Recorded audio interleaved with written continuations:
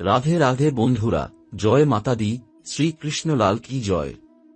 আপনাদের সকল স্নেহের পরিবারকে আরও একবার আমার এই পবিত্র ভিডিওতে অন্তর থেকে জানাই অনেক অনেক স্বাগতম। বন্ধুরা, আজ আমি আপনাদের কিছু জিজ্ঞাসা করছি না, বরং স্বয়ং ভগবান আপনাদের জিজ্ঞাসা করছেন যে আপনারা কেমন আছেন। যদি আপনাদের মন চায় তবে একবার কমেন্টে অবশ্যই আপনাদের মনের কথা জানাবেন। আজ মকর রাশির জাতক জাতিকাদের জন্য আমি এমন এক অঘোষিত সত্য নিয়ে এসেছি যা আপনাদের পায়ের তলা থেকে মাটি সরিয়ে দেবে। আপনারা হয়তো নিজের কানে যা শুনছেন তা বিশ্বাস করতে পারছেন না, ভাবছেন এটা কোনো অলৌকিক স্বপ্ন কি না, কিন্তু আজ আপনাদের কুষ্ঠি যে সংকেত দিচ্ছে তা সারা দুনিয়ায় হালচল মাচিয়ে দেবে। আজ থেকে পরবর্তী 72 ঘণ্টার মধ্যে এবং বিশেষ করে 16 জানুয়ারি থেকে 24 জানুয়ারি 2026 এই সময়কালে আপনাদের হাতে আপনাদের পূর্বপুরুষদের 1932 সালের সেই খতিয়ান বা দলিল আসতে চলেছে যা আপনাদের বংশের ভাগ্য বদলে দেবে। এই ঘটনাটি কোনো সাধারণ ঘটনা নয়, এটি এক মহাজাগতিক পরিবর্তন যা আপনাদের জীবনকে এক নতুন দিশা দেখাবে। তাই দয়া করে এই ভিডিওটি চলাকালীন আপনার কাজ বা ধন্দা কিছুক্ষণের জন্য থামিয়ে দিন এবং খুব শান্ত হয়ে মন দিয়ে কথাগুলো শুনুন। বন্ধুরা, আমি জানি আপনাদের মধ্যে অনেকেই আজ এই খবর শুনে হাসছেন বা অবাক হচ্ছেন। আপনারা ভাবছেন 1932 সালের সেই পুরনো কাগজ এখন কিভাবে ফিরে আসবে। সেই সম্পত্তি বা সেই সম্মান যা দশকের পর দশক ধরে হারিয়ে গিয়েছিল তা আবার কিভাবে আপনাদের হাতে আসবে। দেখুন বন্ধুরা, এই মহাবিশ্বে কোনো কিছুই এমনি এমনি ঘটে না। 1932 সালে এক বিশাল ষড়যন্ত্রের কারণে বা আপনাদের পূর্বপুরুষদের কোনো এক দুর্বলতার সুযোগ নিয়ে আপনাদের পরিবারের অত্যন্ত মূল্যবান কিছু জিনিস কেউ ছলনা করে কেড়ে নিয়েছিল। সেই সময় আপনাদের ওপর এক অদৃশ্য মহাযুদ্ধ চাপিয়ে দেওয়া হয়েছিল যেখানে আপনাদের স্বজন বা পরিচিতরাই শত্রুর ভূমিকা পালন করেছিল। তারা আপনাদের চোখে ধুলো দিয়ে সেই গুরুত্বপূর্ণ দলিল বা খতিয়ান হাতিয়ে নিয়েছিল যার আসল মালিক ছিলেন কেবল আপনারা। আপনাদের পূর্বপুরুষরা অনেক চেষ্টা করেছিলেন তা রক্ষা করতে, কিন্তু ভাগ্যের পরিহাসে তা হাতছাড়া হয়ে যায়। কিন্তু আজ সময় বদলেছে। আপনাদের কুষ্ঠিতে গ্রহের এমন এক সংযোগ তৈরি হয়েছে যা গত 90 বছরেও হয়নি। ভগবান শ্রীকৃষ্ণ বলছেন যে যার প্রাপ্য সম্মান এবং অধিকার তার কাছে ফিরে আসবেই, সময় একটু বেশি লাগলেও সত্যের জয় অনিবার্য।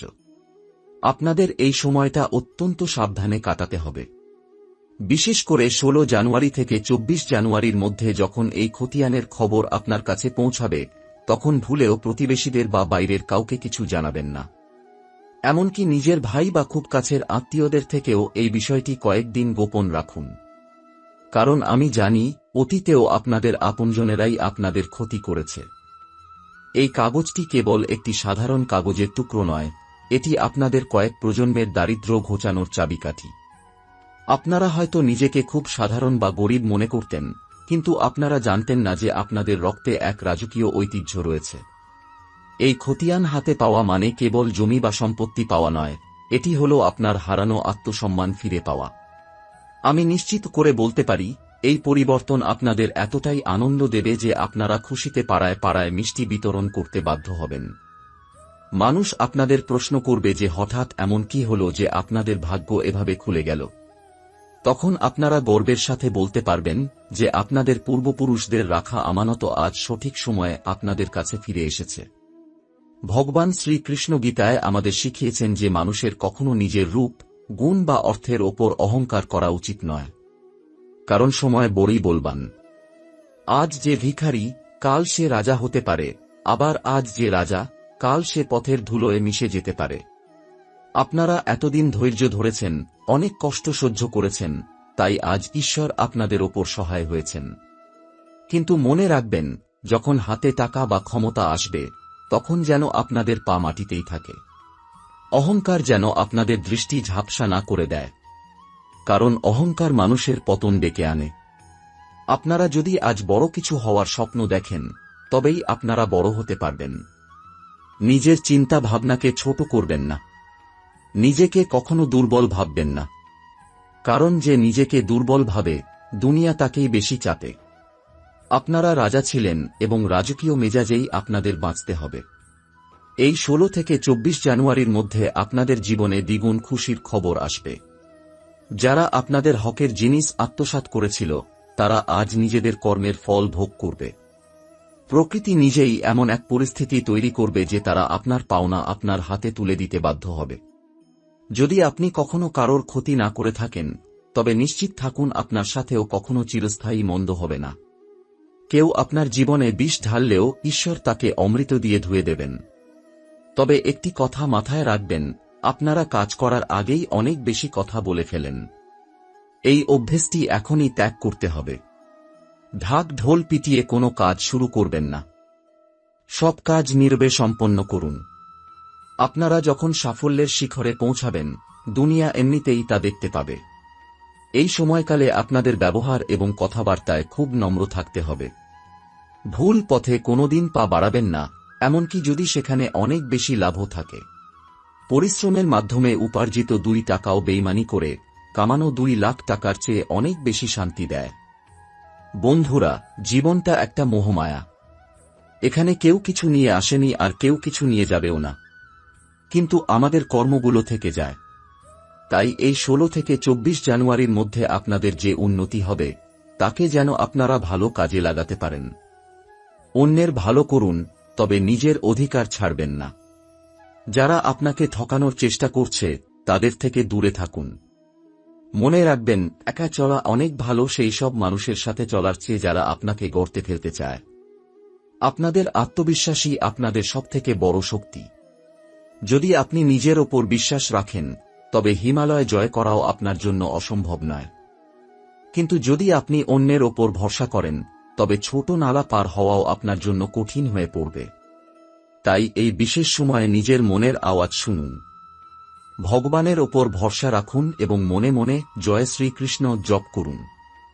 এই 72 ঘণ্টা এবং তার পরবর্তী 1 সপ্তাহ আপনার জীবনের মোড় ঘুরিয়ে দেওয়ার জন্য যথেষ্ট।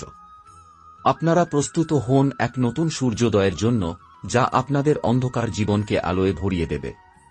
আগামী 16 জানুয়ারি থেকে 24 জানুয়ারি 2026 পর্যন্ত সময়টা আপনার জীবনের এক অগ্নি পরীক্ষার মতো, যেখানে একদিকে থাকবে অঢেল প্রাপ্তি আর অন্যদিকে থাকবে কঠিন সতর্কতা।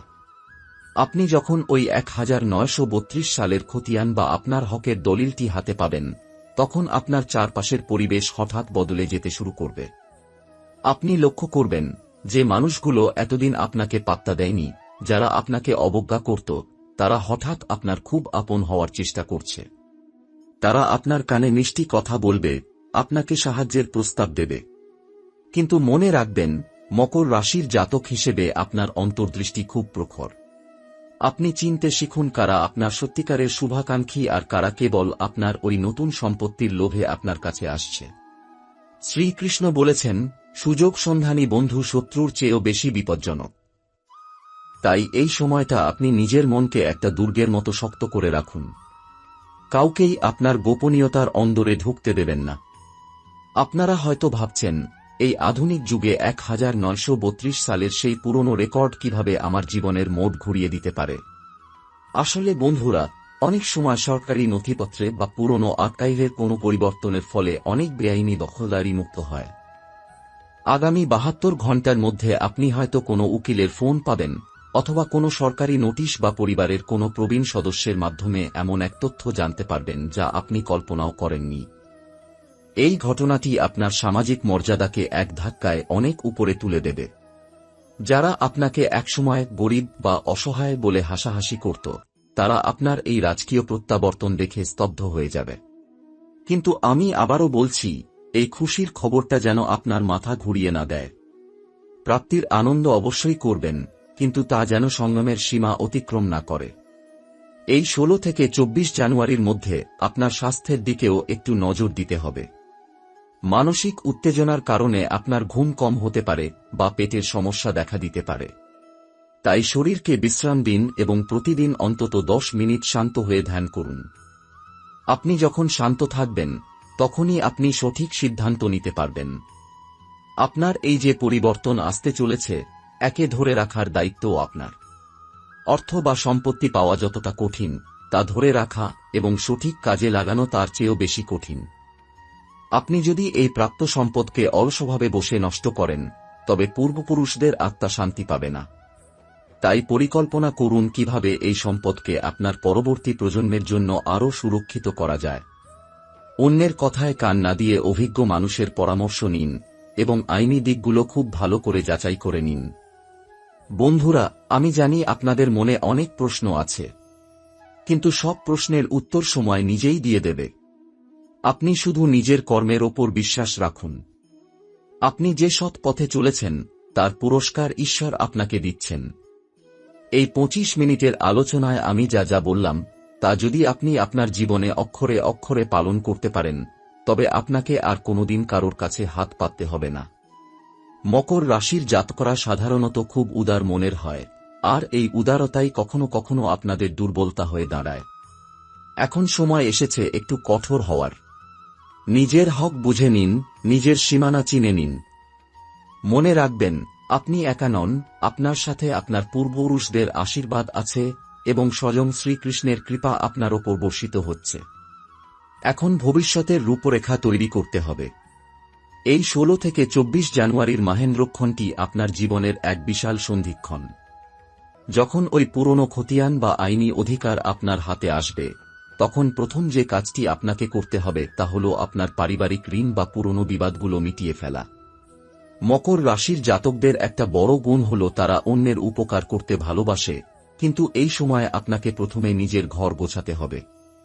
আপনার পূর্বপুরুষরা যে কষ্টের বিনিময়ে এই সম্পদ আগলে রেখেছিলেন, তার মর্যাদা রক্ষা করা এখন আপনার নৈতিক দায়িত্ব। আপনি হয়তো ভাবছেন এই হঠাৎ পাওয়া সম্পদ দিয়ে আপনি বিলাসিতা করবেন, কিন্তু আমার পরামর্শ হবে, এই অর্থ বা সম্পত্তিকে এমন জায়গায় বিনিয়োগ করুন যা থেকে আপনার আগামী প্রজন্ম উপকৃত হতে পারে। এই কয়েকদিনের মধ্যে আপনার সামনে এমন কিছু মানুষ আসবে যারা আপনাকে প্রলোভন দেখাবে যে তারা আপনার এই সম্পত্তিকে খুব দ্রুত কয়েক গুণ বাড়িয়ে দেবে। মনে রাখবেন, শর্টকাটে বড় হওয়ার রাস্তা সব সময় বিপদের দিকে নিয়ে যায়। বিশেষ করে এই সময়ে শেয়ার বাজার বা বড় কোনো ঝুঁকিপূর্ণ ব্যবসায় হুট করে টাকা ঢালবেন না। আপনার গ্রহ নক্ষত্র বলছে যে আপনার ধৈর্যই আপনার সবথেকে বড় সম্পদ। 16 থেকে 24 তারিখের মধ্যে আপনার যোগাযোগ ব্যবস্থারও উন্নতি হবে। কোনো পুরনো বন্ধু বা দূর সম্পর্কের আত্মীয়ের মাধ্যমে আপনি এমন কোনো যোগসূত্র পেতে পারেন যা আপনার আইনি লড়াই বা সরকারি কাজগুলোকে সহজ করে দেবে।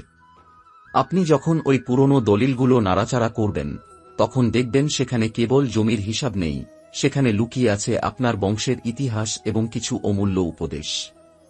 আমি আপনাদের একটি গোপন কথা বলি, যা হয়তো আপনারা আগে কখনো তলিয়ে দেখেননি। মকর রাশির জাতকরা আধ্যাত্মিক দিক থেকে খুব উন্নত হয়।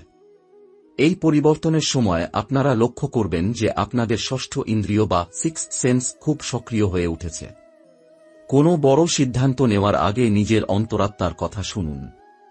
যদি মন কোনো কাজে বাধা দেয়, তবে সেখানে পা বাড়াবেন না, তা যতই লাভজনক মনে হোক না কেন। এই সময়কালে আপনার শত্রুরা শান্ত থাকবে না।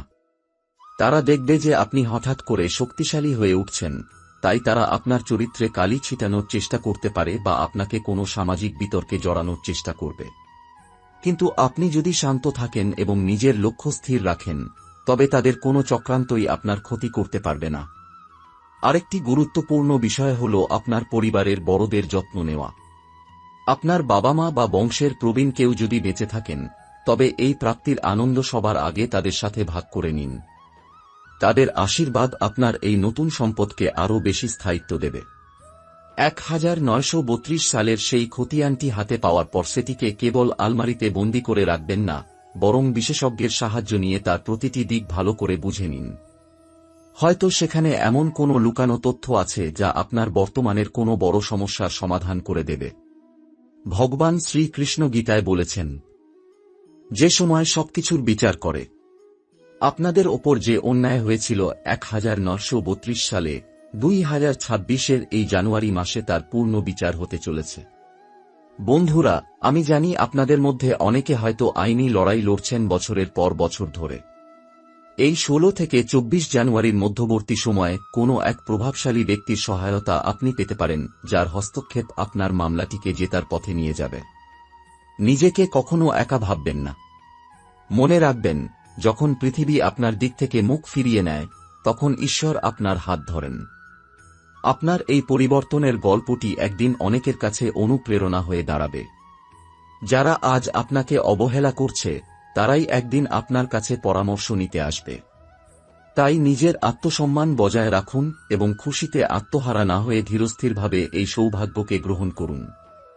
এই 16 থেকে 24 জানুয়ারি 2026 এর মাহেন্দ্রক্ষণে আপনি যখন সেই 1932 সালের অধিকার ফিরে পাবেন, তখন আপনার সামনে কেবল প্রাচুর্য নয়, বরং এক বিশাল নৈতিক দায়িত্ব এসে দাঁড়াবে। মকর রাশির জাতক হিসেবে আপনার স্বভাব হল আপনি খুব দ্রুত মানুষকে বিশ্বাস করে ফেলেন, কিন্তু এই সম্পদ হাতে পাওয়ার পর আপনাকে আপনার ইনার সার্কেল বা কাছের মানুষের তালিকাটি ছোট করে আনতে হবে।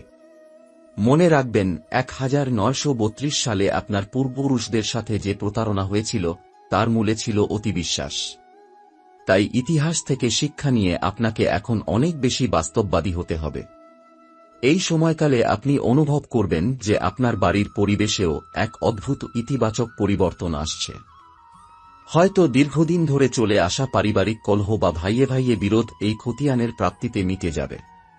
কারণ এই দলিলটি কেবল একটি আইনি কাগজ নয়, এটি আপনাদের বংশের একটি হারানো যোগসূত্র যা সবাইকে এক সুতোয় বাঁধবে।